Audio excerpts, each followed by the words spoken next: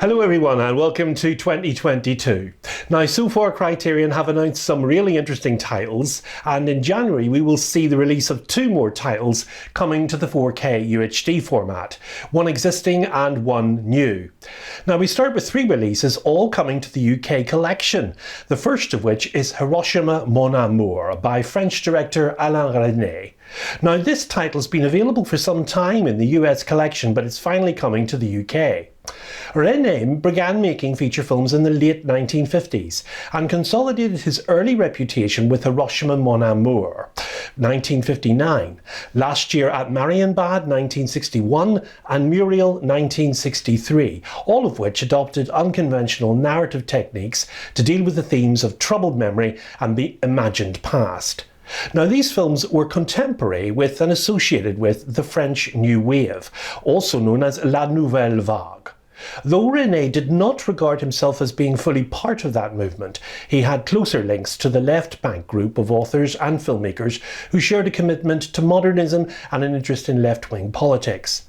Now in Hiroshima Mon Amour, a French actress played by Emmanuelle Riva and a Japanese architect played by Eiji Okada engage in a brief, intense affair in post-war Hiroshima, their consuming mutual fascination impelling them to exercise their own scarred memories of love and suffering. With an innovative flashback structure and an Academy Award-nominated screenplay by novelist Marguerite Duras, Hiroshima Mon Amour is a moody masterwork that delicately weaves past and present, personal pain and public anguish. Now the film was a major catalyst for the left bank cinema, making use of miniature flashbacks to create a non-linear storyline. It brought international attention to the new movement in French cinema, along with films like Breathless and The 400 Blows. The film features Resnais' innovative use of brief flashback sequences to suggest a flash of memories. The movie is widely considered to be one of the most influential movies of the French New Wave. Now the cast of the film consists of Emmanuelle Riva playing Elle, Eiji Okada as Louis, Bernard Bresson as Almond, Stella Dassat as La Mère, and Pierre Barbeau as Le Père. Resnais was originally commissioned to make a short documentary about the atomic bomb, but spent several months confused about how to proceed with that, because he didn't want to recreate his 1956 Holocaust documentary called Night and Fog. He later went to his producer and joked that the film could not be done unless Marguerite Duras was involved in writing the screenplay. Hiroshima Mon Amour earned an Oscar nomination for the screenwriter Marguerite Duras, as well as the Trpetsky International Critics Prize at the 1959 Cannes Film Festival, where the film was excluded from the official selection because of its sensitive subject matter of nuclear bombs, as well as to avoid upsetting the US government. The disc has the same features and cover art as the US version does, and it includes an audio commentary by film historian Peter Cowie, interviews with director Alain Resnais from 1961 and from 1980. Interviews with actor Emmanuelle Riva from 1959 and from 2003. New interview with film scholar François Thomas, the author of L'Atelier d'Alain Resnais. New interview with music scholar Tim Page about the film's score Au revoir Hiroshima. That's a 2013 programme about the film's restoration. And a written booklet featuring essay by critic Kent Jones and excerpts from a 1959 Cahiers du Cinéma roundtable discussion about the film. Now the film itself is a 4K restoration and is available in the UK on Blu-ray from Monday the 3rd of January, and it's Spine 196. In the Realm of the Senses, Ai no Corrida, by the always provocative Japanese director Nagisa Oshiba, remains one of the most controversial films of all time. A warning to you, this film is very sexually explicit. Based on a true incident, it graphically depicts the all-consuming, transcendent but ultimately destructive love of a man and a woman, Tatsuya Fuji and Aiko Matsuda, living in an era of ever-escalating imperialism and governmental control. Less a work of an adult movie than a politics, In the Realm of the Senses is a brave, taboo-breaking milestone. It's a fictionalised and sexually explicit treatment of a 1936 murder committed by Sada Abe, An international co-production of France and Japan, the film generated great controversy at the time of its release. Now, while intended for mainstream wide release, the film contains scenes of unsimulated sexual activity between the actors Aiko Matsuda and Tatsuya Fuji, among others, and hence the reason why it was banned in its own country of Japan. The controversy surrounding this film has caused much attention in various countries since it was released. In the US, the film was initially banned upon its premiere at the 1976 New York Film Festival, but it was later screened uncut, and a similar fate awaited the film again when it was released in Germany. Now, the film was not available on home video until 1990, although it was sometimes seen uncut in film clubs. Now, moving to the UK, at the time of its initial screening there at the 1976 London Film Festival, the BBFC recommended that it be shown under private cinema club conditions only to avoid the need for heavy cutting, but only after the Obscene Publications Act had been extended to films in 1977 to avoid potential legal problems. The film finally opened at the Gate Cinema Club in '78, and it was given an official countrywide cinema release only in 1991, although the video release itself was delayed until the year 2000, when it eventually passed with an 18 certificate suitable for adults only. In Australia, the film was originally banned, but a censored version was made available in 1977. And in 2000 it finally became available in its complete uncut version. Now, Criterion bring the uncut version by Oshima to the UK collection. The disc contains the following features: an audio commentary from 2009 featuring film critic Tony Raines, an interview from 2009 with actor Tatsuya Fuji, a 1976 interview with the director Nagisa Oshima and actors Fuji and Aiko Matsuda, and a 2003 programme featuring interviews with consulting producer Hayo Shibata, line producer Koji Wakamatsu, assistant director Yoshi Sai, and film distributor Yoko Asakura. Deleted footage and US trailer, and a written essay by Japanese film scholar Donald Ritchie for the Blu-ray edition, a reprinted interview with Oshima. In the Realm of the Senses releases in the UK on Monday, 3rd of January, and it's Spine 466. Jim Jarmusch is already fairly well represented in the collection, with Dead Man, Mystery Train, Stranger Than Paradise, Night on Earth, and more recently the arrival of Ghost Dog: The Way of the Samurai. Down by Law is Jarmusch at his best. He followed up his brilliant breakout film Stranger Than Paradise with another equally beloved portrait of loners and misfits in the American landscape.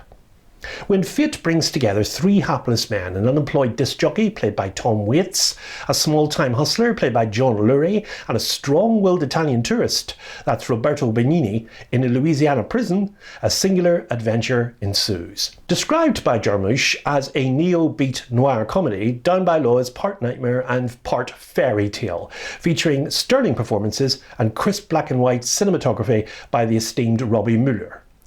Jarmusch has been characterised as a minimalist filmmaker by many, whose idiosyncratic films are unhurried. His films often eschew traditional narrative structure, lacking clear plot progression and focusing more on mood and character development.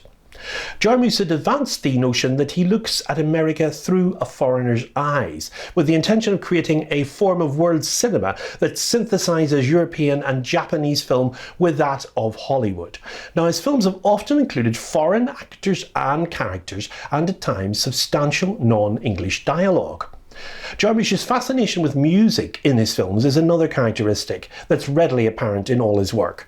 Musicians that appear frequently in his movies in key roles are John Lurie, Tom Waits, Gary Farmer, Yuki Kodo, RZA and Iggy Pop, and they're featured in multiple Jarmusch films. And Joe Strummer and Screaming Jay Hawkins appear in Mystery Train, and RZA, Jack and Meg White feature in Coffee and Cigarettes. Tom Waits is the singer featured in Down by Law, and the release of course comes with some impressive features on the disc. There's an audio interview with Jarmusch from 2002, interview with the director of photography Robbie Mueller from 2002. Footage from the 1986 Cannes Film Festival that includes a press conference with Jarmusch and actors John Lurie, Roberto Benigni and Nicoletta Braschi, and an interview with Lurie featuring commentary. 16 separate outtakes. A music video for Tom Waits' cover of the Cole Porter song It's Alright With Me, directed by Jarmusch. Recordings of phone conversations between Jarmusch and Waits, Benini and Lurie. Production Polaroids and location stills, and an isolated music track on the Blu-ray only, which is a nice touch. The Criterion Collection is certainly a good place to get into this contemporary and original director's work, with a selection of his most popular films in the collection that you can choose from. Down by Law comes to the UK on Blu-ray on Monday, January 3rd, and it's Spine 166.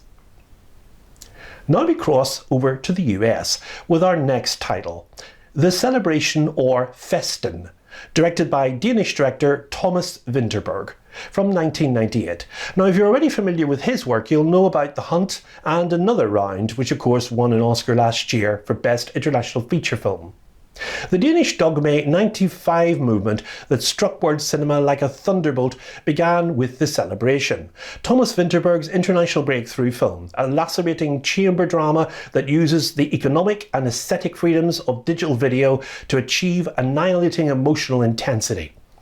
On a wealthy man's 60th birthday, a sprawling group of family and friends convenes at his country estate for a celebration that soon spirals into bedlam, as bombshell revelations threaten to tear away the veneer of bourgeois respectability and expose the traumas rolling beneath with this 1995 feature.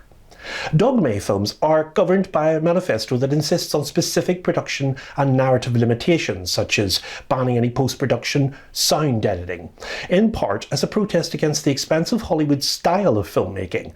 Now, the movie itself is a low-budget film and was shot on a Sony DCR PC3 Handycam on standard mini-DV cassettes. Now, that means it's a very raw amateur look. That was done deliberately, of course. Dogma 95 was originated by Thomas Vinterberg and Lars von Trier.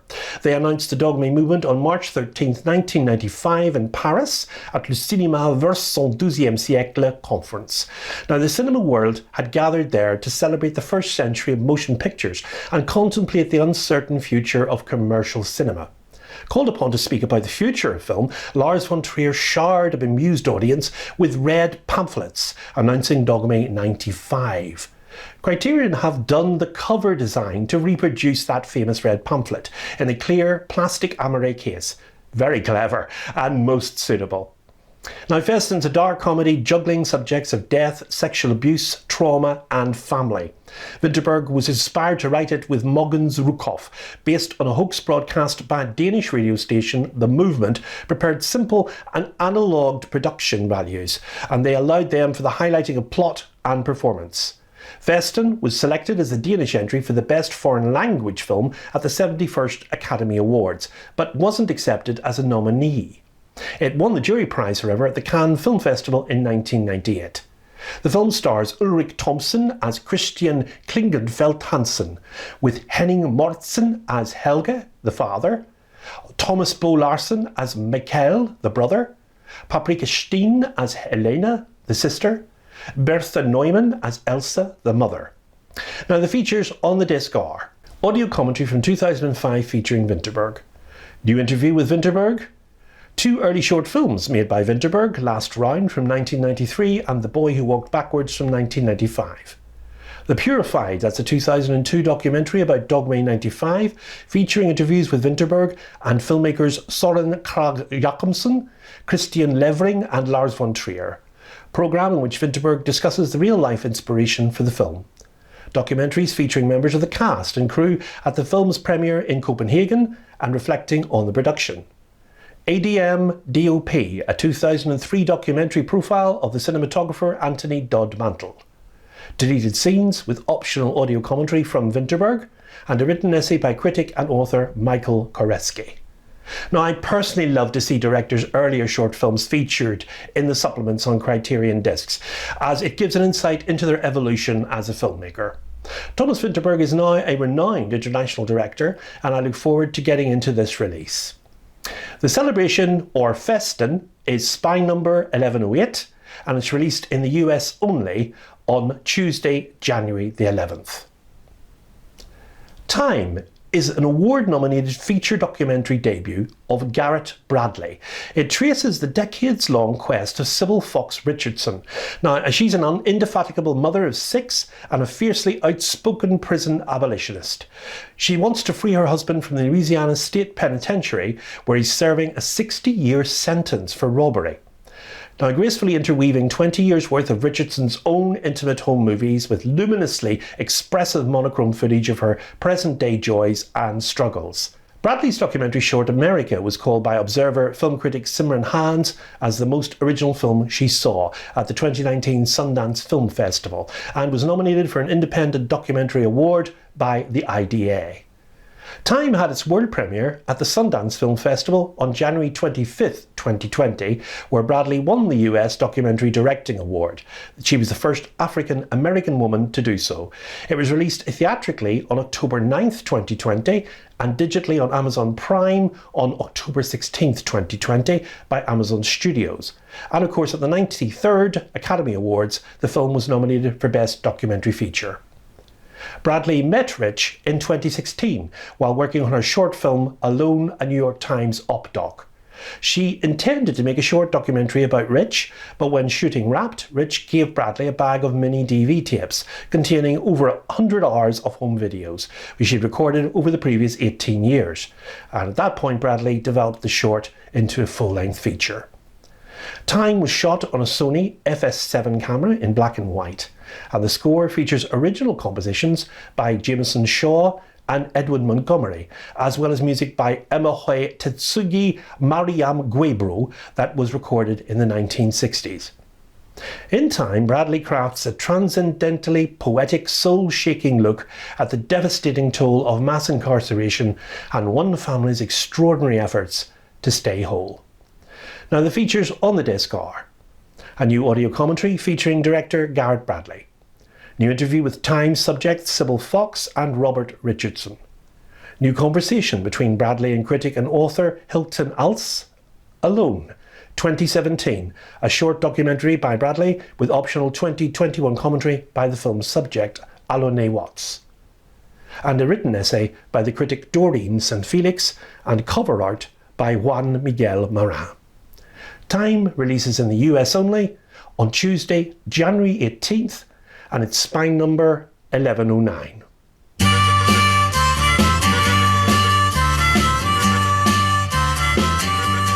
Meet the Beatles.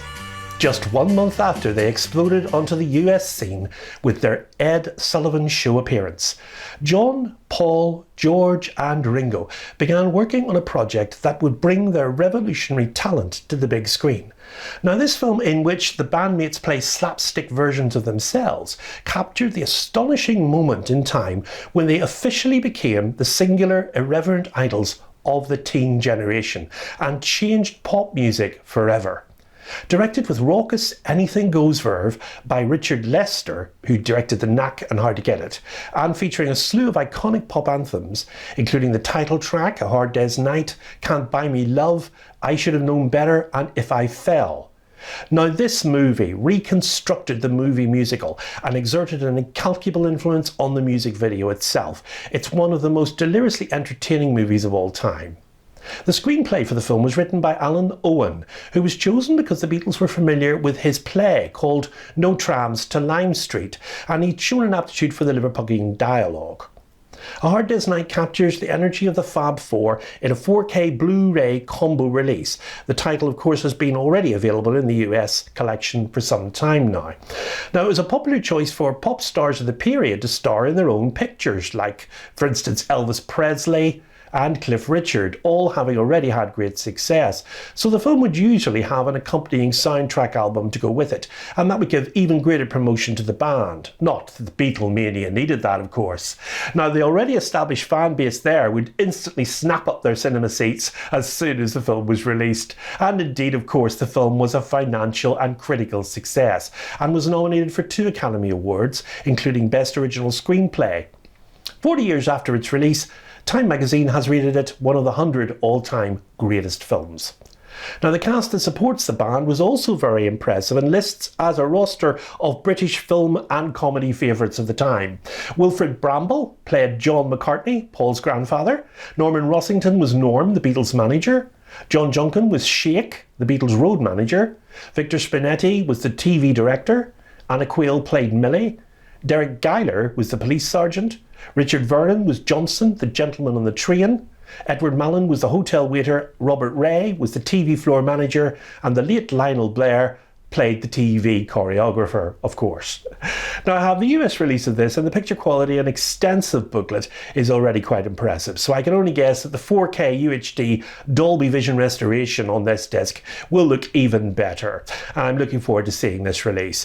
Now, this period was certainly one of the most exciting in pop music ever, and this film was a forerunner to the modern 3-minute pop video, with many of the songs just able to be plucked right out of the film as standalone video pieces. Now, the supplements on the disc are the 4K digital restoration, approved by the director Richard Lester. There are 3 audio options with this: the mono soundtrack, the stereo soundtrack and the surround soundtrack. And it was mixed by sound producer Giles Morton at Abbey Road Studios.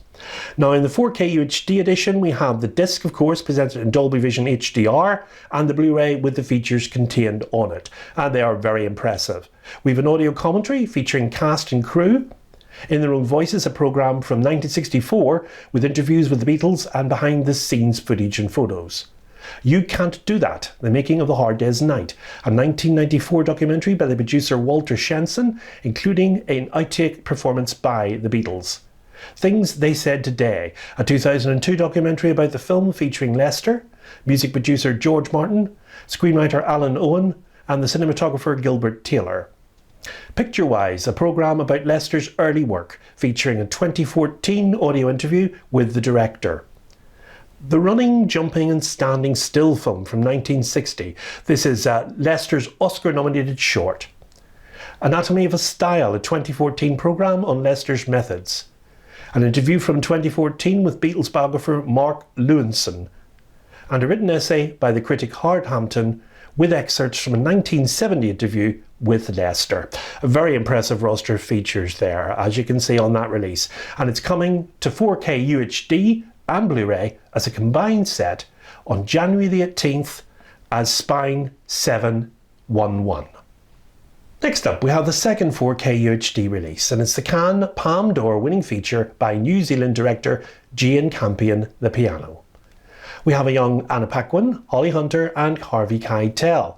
An electively mute Scotswoman named Ada McGrath is sold by her father into marriage to a New Zealand frontiersman named Alistair Stewart, bringing her young daughter Flora with her.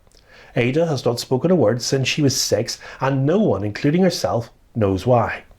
She expresses herself through her piano playing and through sign language, for which her daughter, in parent-child role reversal, has served as her interpreter.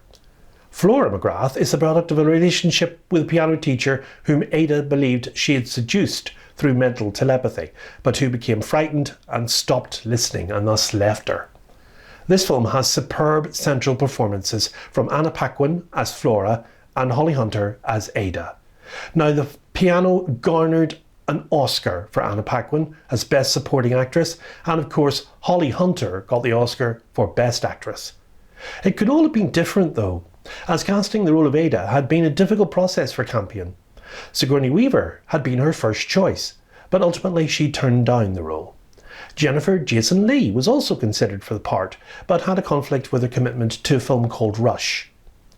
Isabelle Huppert met with Jane Campion and had vintage period style photographs taken of her as Ada, and later said she regretted not fighting further for the role as Hunter did. Now, the casting for Flora occurred after Hunter had been selected for the part. They did a series of open auditions for girls aged 9 to 13, focusing on girls who were small enough to be believable as Ada's daughter. The score for the film was by the British composer Michael Nyman and included the acclaimed piece The Heart Asks Pleasure First. Now, Michael Nyman, of course, composed the score for Gattaca and many Peter Greenaway films, including Z and Two Noughts and Drowning by Numbers. Jane Campion's feature debut, Sweetie, from 1989, won international awards. Further recognition came with An Angel at My Table, from 1990, and a biopic she made about the life of New Zealand writer Janet Frame from a screenplay written by Laura Jones. And this, of course, was followed by the feature The Piano, her most successful film to date. She also directed the acclaimed Top of the Lake with Gareth Davis in 2013, and we've recently seen the launch of Power of the Dog by this director on Netflix, and that puts her in the running, of course, for an Oscar this year. Now, I'm looking forward to seeing the 4K restoration of The Piano, which I am sure will look sumptuous. The release comes replete with some really interesting features. We'll get the 4K digital transfer supervised and approved by Jane Campion herself and director of photography Stuart Dryburgh, and a 5.1 surround sound soundtrack. In the 4K UHD edition, we have the disc with the Dolby Vision HDR transfer and the Blu-ray with the following features. An audio commentary featuring Campion and producer Jan Chapman. New conversation between Campion and film critic Amy Tobin. New interviews with Dryburgh, production designer Andrew McAlpine and Maori advisor Waihorai Shortland. Interview with actor Holly Hunter on working with Campion. The Piano at 25, that's a programme featuring a conversation between Campion and Chapman. Interview with composer Michael Nyman. Excerpts from an interview with costume designer Janet Patterson. Inside the Piano, a featurette including interviews with Hunter and actors Harvey Keitel and Sam Neill. Water Diary, a 2006 short film made by Campion, and a written essay by critic Carmen Gray. And the cover art is by Greg Ruth. The Piano is new to the US collection and releases on Tuesday, January 25th as a Combi 4K UHD Blu-ray, spine 1110. Now finally, we have the second work by director Kirsten Johnson. We were treated to her earlier work, Camera Person, back in 2016, which was a personal collection which explored the relationships between image makers and their subjects, the tension between the objectivity and intervention of the camera, and the complex interaction of unfiltered reality with crafted narrative. Now that's available already in the collection and it's spine 853. In Dick Johnson is Dead, she mixes the seriously profound with the humorous as she makes a personal film about her father Dick, who was starting to show signs of dementia at that time. Kirsten Johnson was inspired to make the film after having a dream in which there was a man in a casket and he sat up and said, "I'm Dick Johnson and I'm not dead." Well, when she pitched the idea to her father, she asked him, "Dad, what if we were to make a movie where we kill you over and over again until you really die?" And he just laughed. Johnson mischievously envisages an array of ways in which the man she loves most in the world might die, staging a series of alternately darkly comic and colourfully imaginative tableaus interwoven with raw verite footage, capturing the pair's tender but increasingly fragile bond, tackling taboo questions of ageing, morality and grief with subversive humour and surprising grace. Dick Johnson is Dead is ultimately a triumphant celebration of life and of the gentle, funny, unforgettable man at its centre. Long live Dick Johnson. The film incorporates Johnson's family photographs and home movies, including that of Richard Johnson's wife, who died sadly from Alzheimer's disease in 2007. The film premiered at the 2020 Sundance Film Festival, where it won the Special Jury Award for Innovation in Non-Fiction Storytelling, and it was released on Netflix on October 2nd, 2020. Now, the disc is accompanied by some new features. There's a new audio commentary featuring Johnson, co-writer and editor Nels Bangerter, and documentary sound recordist Judy Karp. New conversation among Johnson and her fellow producers Katie Chavigny and Marilyn Ness, and co-producer Maureen A. Ryan. A new interview with sound designer Pete Horner. A new programme featuring Johnson in conversation with Bangerter and filmmakers Mike Mills, Michael Moore, Joshua Oppenheimer and Laura Potra. And a written essay by the author So Meyer. This film's an emotional wrench, but many who have relatives suffering from dementia or Alzheimer's will identify with it. Dick Johnson is Dead, I would imagine, will eventually serve as a form of epitaph for her father, and we thank her for sharing it with us. He's not dead though, he's aged 88 and he's now in a care home. Dick Johnson is Dead releases in the US and here in the UK a month later on Monday, February 21st, and it's spine 1111. There we have it, all the US and UK releases for January, and I think you'll agree we're off to a great start for 2022. In the next edition of Let's Talk Criterion, we will have Written on the Wind by Douglas Sirk, Leo McCarey's Love Affair, Cohen's Miller's Crossing with Albert Finney, and Boat People. So, I'll see you all in February. Until then, keep watching those great movies.